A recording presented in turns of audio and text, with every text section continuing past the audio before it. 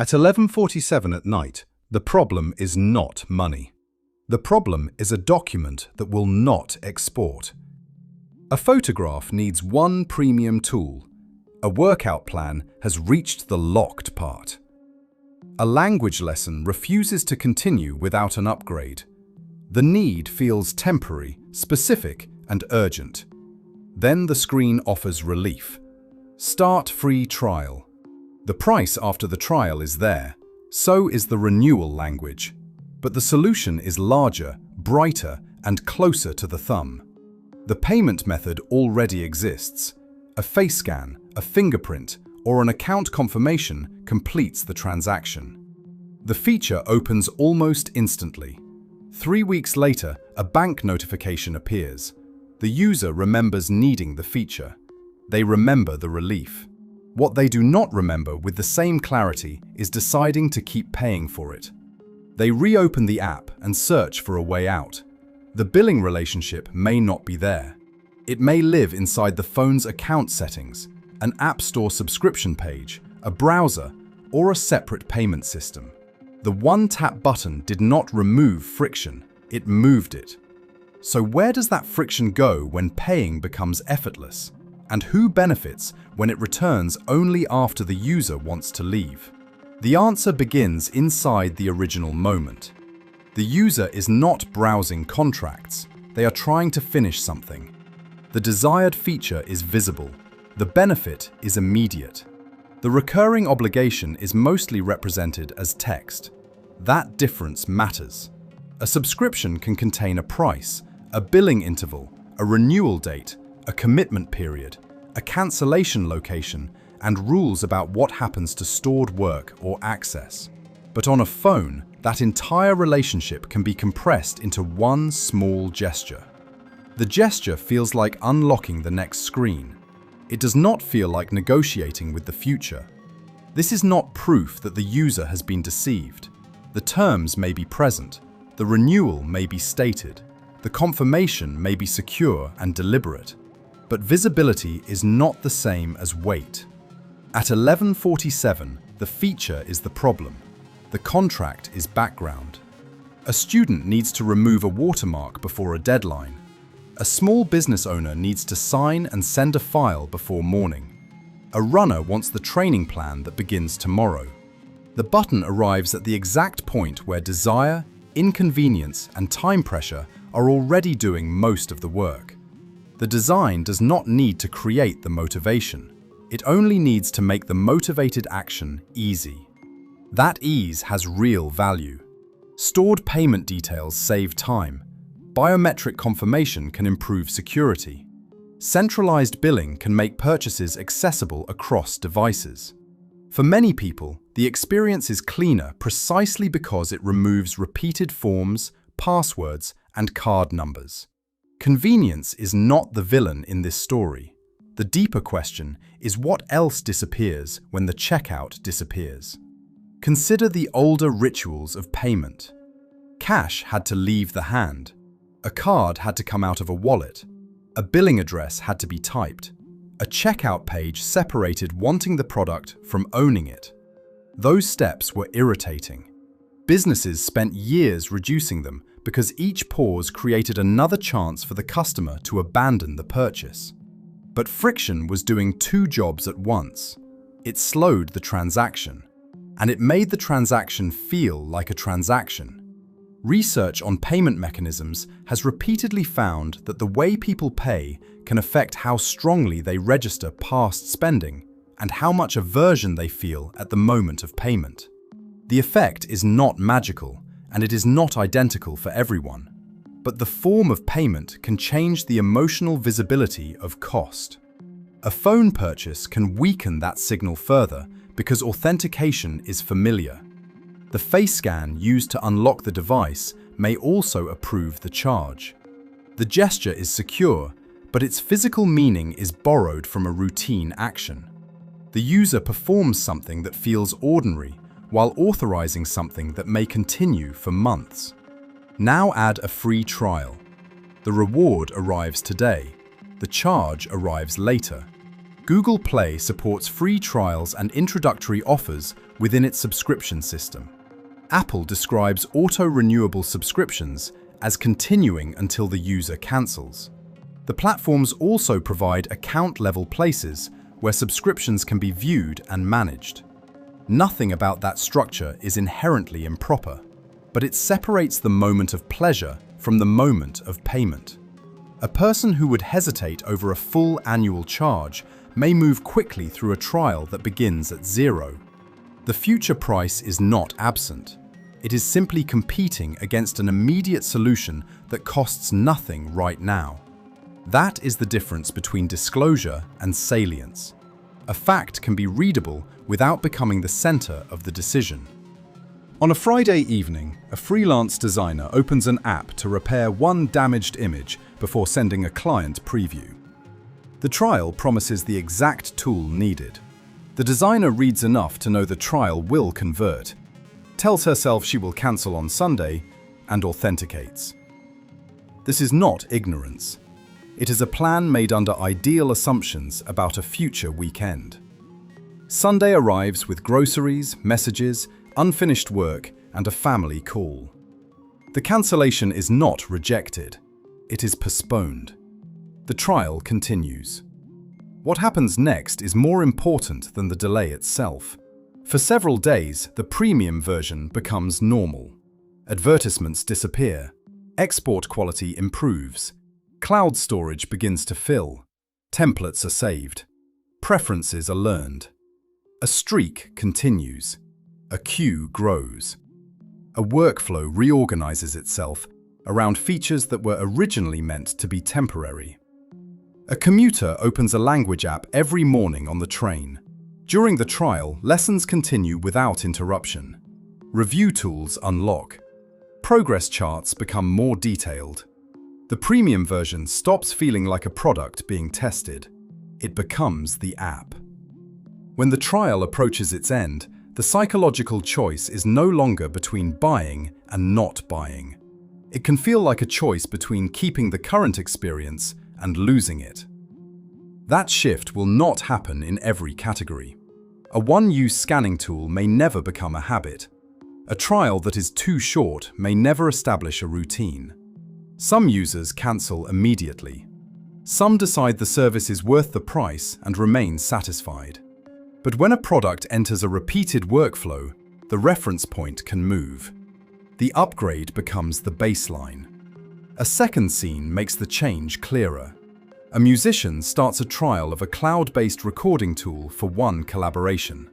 During the first week, the project files are uploaded, presets are saved, and a shared folder becomes the place where the group works. By the end of the trial, cancelling is no longer a decision about whether the software was impressive. It is a decision about whether to move the project, whether every file has been downloaded, whether the collaborators will lose access, and whether the cheaper plan has enough storage. The product has created useful value. It has also created exit work. This is one reason the strongest subscription relationships are not built only around content. They are built around continuity. The longer the service holds history, preferences, files, progress, or collaboration, the more the user must evaluate before leaving. The decision has acquired memory. Cancellation then carries the emotional shape of removal. The user is not only evaluating future cost, they are imagining advertisements returning, storage shrinking, saved work becoming inaccessible, or a familiar routine breaking. This is why a trial can be more powerful than a discount. A discount lowers the price of something still understood as a purchase. A trial can change what the user experiences as normal before the first full charge arrives. Yet habit alone cannot explain the subscriptions that continue after the habit dies. There are apps that have not been opened for weeks, services whose names barely register on a statement, premium tools used once, then forgotten. If desire is no longer preserving the relationship, something else is. The answer is hidden in the architecture of the billing system. On a phone, the product and the contract may occupy different places. The app contains the feature. The platform contains the payment authorization. The account contains the subscription state. The bank contains the consequence. Apple tells users to cancel many App Store subscriptions through the subscriptions area of their account settings. Google Play directs users to manage eligible subscriptions through Google Play. Both systems can make recurring payments easier to locate by gathering them in one place. That centralization can protect the user. The management layer is useful precisely because it can see relationships that individual apps cannot.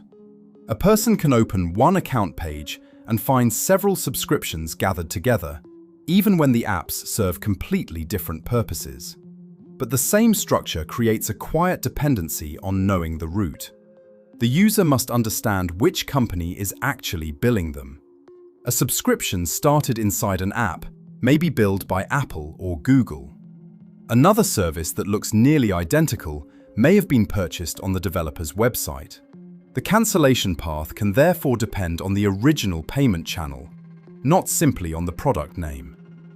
That distinction often becomes visible only when the user is already trying to leave. A cancelled subscription may also remain usable until the end of the paid period. That is reasonable. The customer has paid for the remaining access. But the continued access can make the result feel ambiguous. The app still works.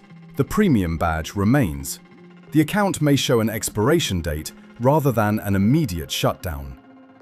For an experienced user, that is confirmation. For someone already uncertain, it can feel as though cancellation failed. This is not necessarily a defect in the platform. It is a reminder that recurring billing is governed by states and dates, while the user is often looking for a single emotional signal: finished. It can also reveal a mismatch in the user's mental model. The person experiences the relationship through the app. The system may record it at the platform level. One Tuesday morning, a user decides that a meditation app is no longer useful. They press and hold the icon, Delete App. The phone asks for confirmation. The icon disappears. Storage is freed. The visible object is gone. Psychologically, the relationship feels finished. But deleting an app is not necessarily the same action as cancelling the subscription attached to the user's account. The product can vanish from the screen while the billing state continues elsewhere. The user has completed an action that feels final. The system was waiting for a different action. This distinction is easy to describe once someone knows it. It is harder to feel in the moment because people naturally attach the payment to the visible thing. When the visible thing is removed, the mind closes the loop. The billing system does not operate through that intuition. It operates through account states, renewal dates, entitlements, and cancellation instructions. This is the point where forgetfulness becomes more complicated. The user may not have forgotten the app. They may have misunderstood where the relationship actually lived. Weeks later, the charge surfaces. Now, motivation has reversed. The same person who once wanted immediate access now wants the agreement to end. And suddenly, interfaces can become much more demanding. In 2023, the Federal Trade Commission filed an amended complaint describing an earlier Amazon Prime cancellation system. Prime is not a small utility app. It is a sprawling membership connected to delivery, video, deals, and other benefits. That breadth made it an unusually revealing case because cancellation meant confronting a bundle of services rather than a single feature. Inside Amazon, the online cancellation flow had a name: Iliad. The name referred to Homer's epic of the long Trojan War.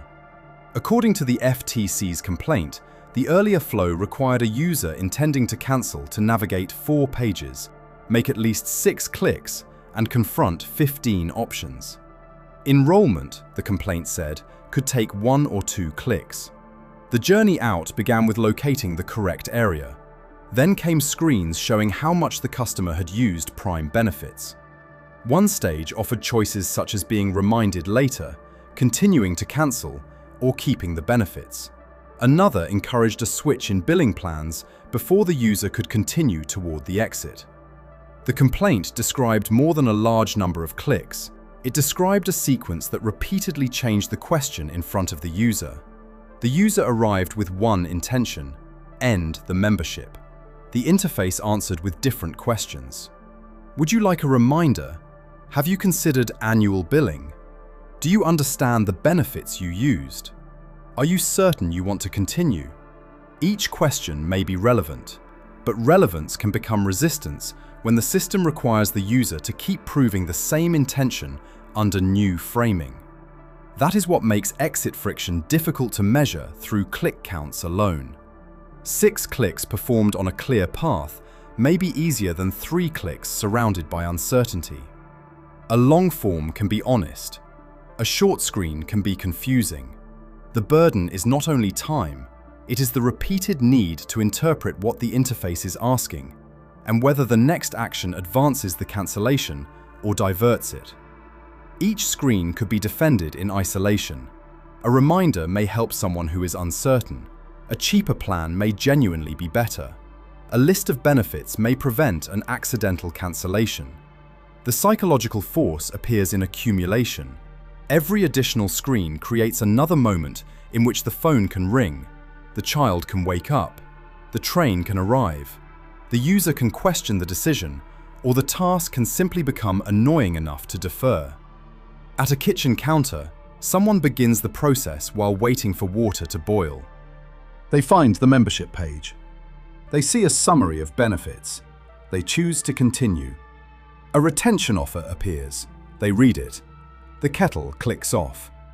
A message arrives from work. The user puts the phone down. Nothing dramatic has happened. The subscription remains. The FTC alleged that Amazon had made cancellation unnecessarily difficult and had enrolled some consumers without their consent. Amazon contested the case. In September 2025, the company agreed to a settlement requiring a $1 billion civil penalty, $1.5 billion in consumer refunds, and changes to prime enrollment and cancellation practices. A settlement does not turn every allegation into a judicial finding, but the scale of the order made one fact impossible to dismiss. The design of entry and exit had become a matter of measurable consumer harm and federal enforcement. The Amazon case does not prove that every subscription uses the same tactics.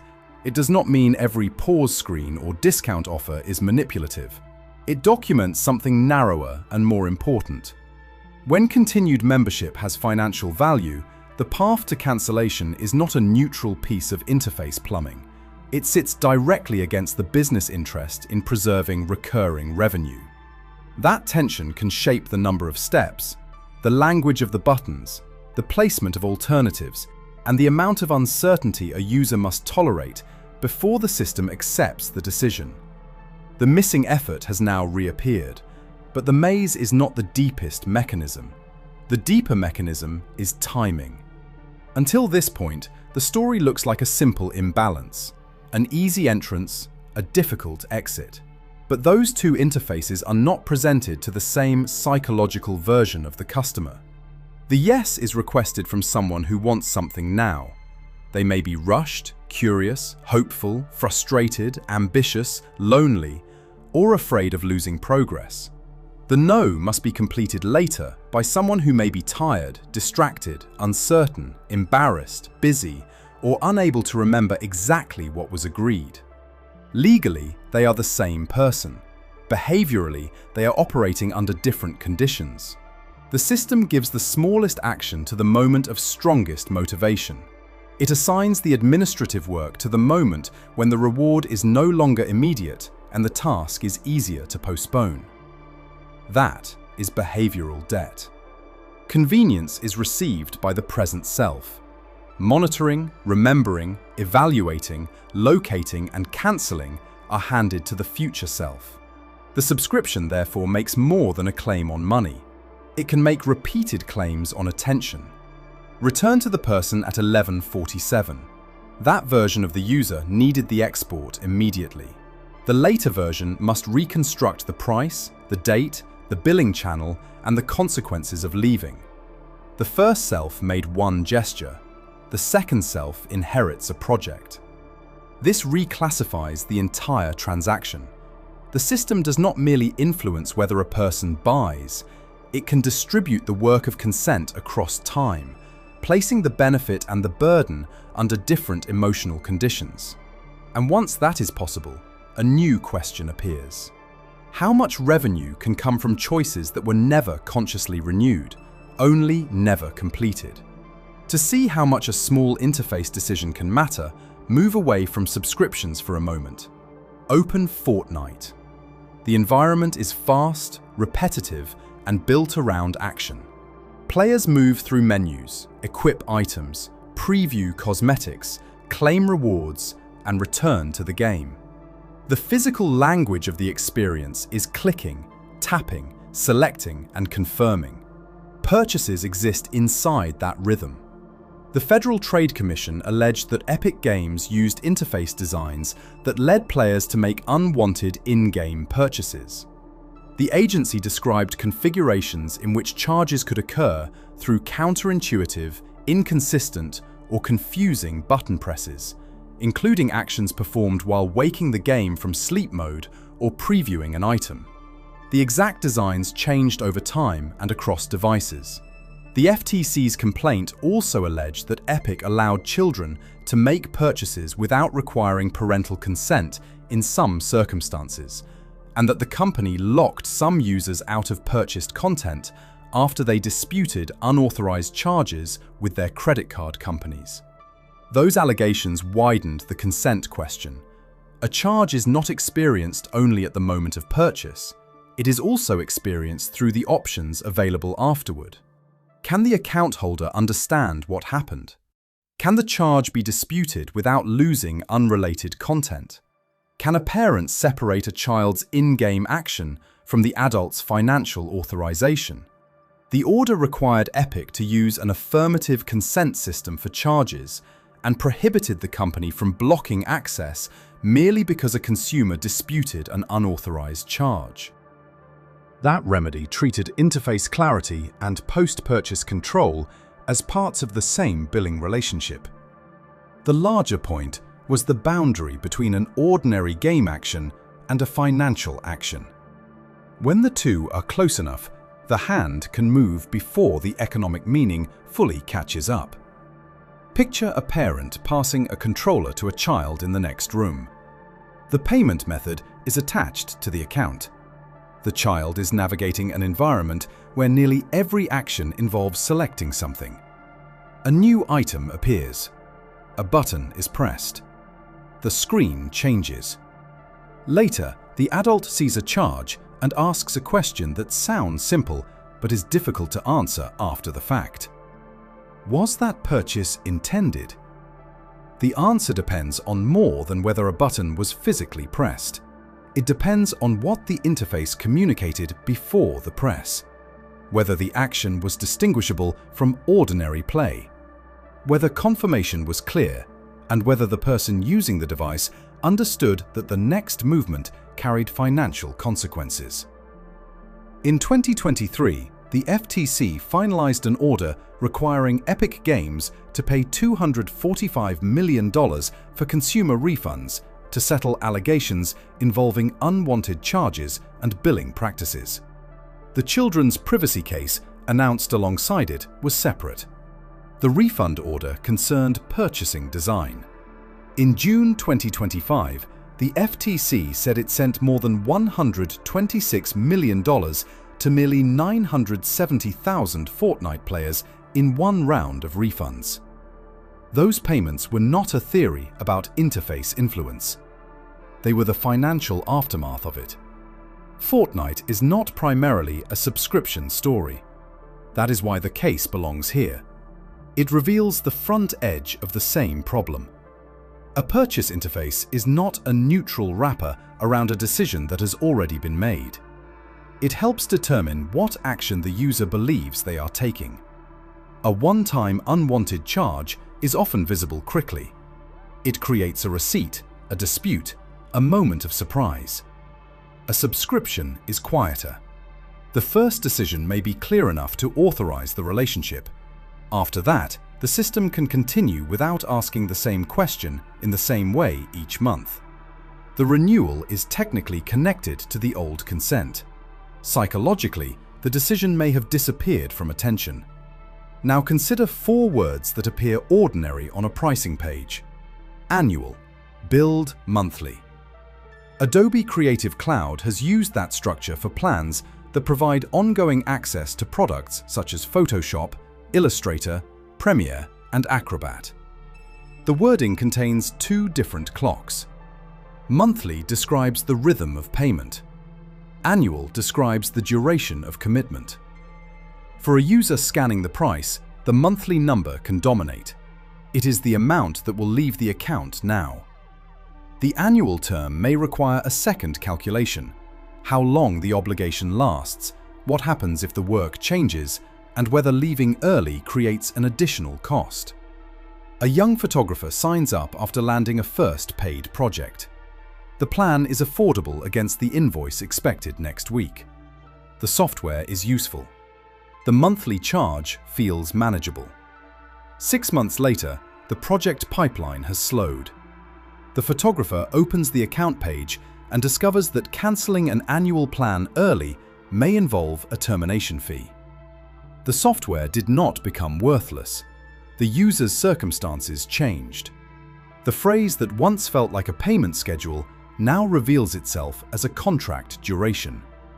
In 2024, the Justice Department, acting after a referral from the FTC, sued Adobe and 2 executives. The government alleged that Adobe pushed users toward its annual, paid monthly plan without adequately disclosing the early termination fee, and made cancellation unnecessarily difficult through online and customer service flows. Adobe denied wrongdoing. In March 2026, the Justice Department announced a proposed settlement that, if entered by the court, would require $75 million in civil penalties and $75 million in free services for customers, along with restrictions and changes related to subscription disclosures and cancellation. The proposed order also points toward a practical standard for what clearer design would look like. It would require Adobe to disclose any early termination fee and how it is calculated before enrollment. For free trials longer than 7 days that convert into a paid subscription carrying such a fee, the company would have to send a reminder before conversion. It would also have to provide easier cancellation routes. Those requirements focus on timing. A disclosure made too early can be forgotten. A fee explained only at cancellation arrives too late. A reminder placed near conversion reconnects the future charge to the earlier decision. The law cannot guarantee that every user will read, remember, or act, but it can change which facts must be made difficult to miss at the point where they matter. The legal status matters. At the time of that announcement, the order was proposed and still required court approval. The government's allegations should not be described as findings on every disputed fact. But the case exposes the psychological ambiguity inside the pricing language itself. Monthly can answer, "How often will I be charged?" It does not necessarily answer, "How long have I committed?" When those 2 questions are visually compressed, a user may process the smaller, immediate number while underweighting the longer obligation attached to it. Again, the problem is not that annual plans are illegitimate. A longer commitment can support a lower price. A customer may knowingly choose it. A pause, downgrade, grace period, or retention offer can preserve real value for someone whose needs have changed temporarily. Google Play's subscription systems support multiple states, including renewals, cancellations, pauses where enabled, grace periods after payment problems, and resubscription. These states can help users and developers manage interruptions without destroying the relationship. They also show how sophisticated continuation has become. A subscription is no longer a simple switch marked on or off. It can be active, paused, in grace period, on hold, cancelled but still available until expiration, restored, or resubscribed. Each state can solve a legitimate problem. Each state can also lengthen the distance between the user thinking, "I am done," and the system reaching, "This billing relationship is over." That distance has economic value. A one-time seller must win another purchase. A recurring business may continue receiving payment when no new decision occurs. This does not require a secret meeting or a malicious designer. It follows from the model itself. A cancellation interrupts expected revenue. A saved customer preserves it. A paused customer may return. A downgrade may be more valuable than departure. A grace period may recover a failed payment. The continuation layer becomes a place where product design, customer service, and finance meet. That is why businesses measure churn. It is why teams test renewal messages. It is why a cancellation page may contain more product persuasion than the page that originally sold the subscription. The user sees an account task. The company sees a revenue event. Those perspectives are not automatically incompatible. A satisfied user and a recurring business can benefit from the same relationship for years. The danger appears when the system's success depends less on continuing value and more on unfinished intention. At 6:20 on a Monday morning, an office worker notices a small charge while checking a bank balance before commuting. They recognize the service. They have not used it in months. The cancellation seems simple enough, but the password manager is on a different device. The train is arriving. The charge is not large. The user decides to handle it after work. After work, the decision competes with dinner, messages, laundry, and fatigue. The next morning, the charge has disappeared into the completed transactions. Nothing forced the user to stay. Nothing helped the decision survive either. This is where inertia becomes profitable without ever looking dramatic. The service does not need a fresh yes. It only needs the no to remain unfinished. And the unfinished no carries a human cost that financial models rarely show. At a kitchen table near the end of a difficult month, someone opens a banking app and starts looking backward. There is a storage plan, a wellness app, a trial that converted, a premium editing tool used once, a service kept because cancelling raised a warning about saved files. Each charge is small enough to feel embarrassing. Together, they create the sense that money has been leaking through cracks too minor to justify attention. The person begins an audit. One subscription requires an account password. Another was purchased through Apple. Another through Google Play. Another on the company's website. One is tied to an old email address. One offers a pause. One warns that history will be lost. One appears cancelled but remains active until the end of the billing period. The work is not intellectually difficult. It is fragmented. Every service asks for a separate decision about value, loss, timing, and effort. That fragmentation has an emotional effect.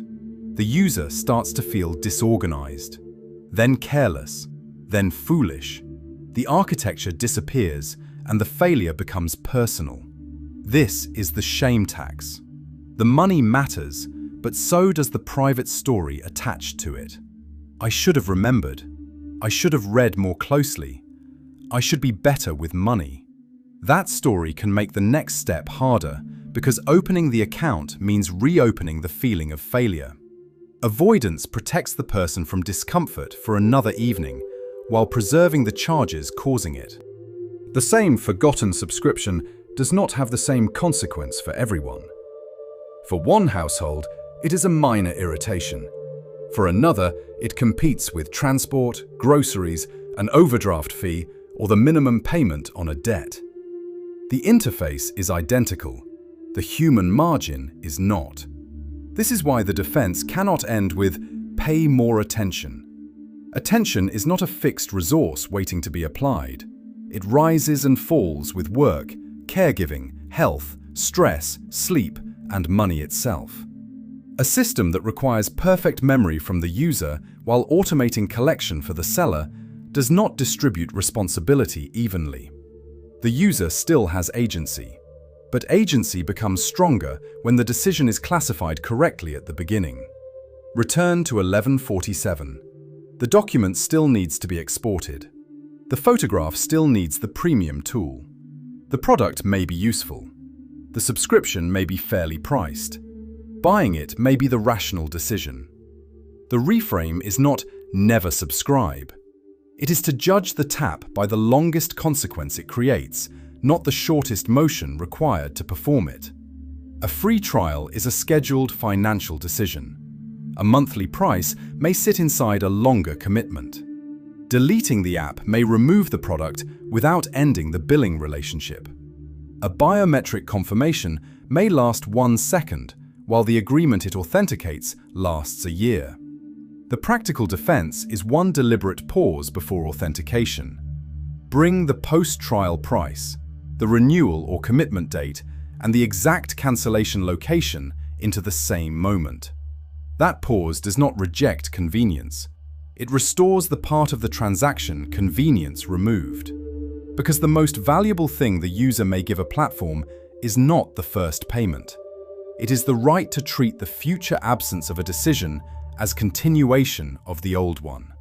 The button is not dangerous because it makes spending easy. It is dangerous because it makes a continuing obligation feel like a momentary action. The real purchase is not only the feature received tonight, it is the authority granted to make tomorrow's inaction financially meaningful. Digital convenience should be judged by the future obligation it creates, not the speed of the tap. This channel examines the systems that quietly shape behavior so you can recover choice.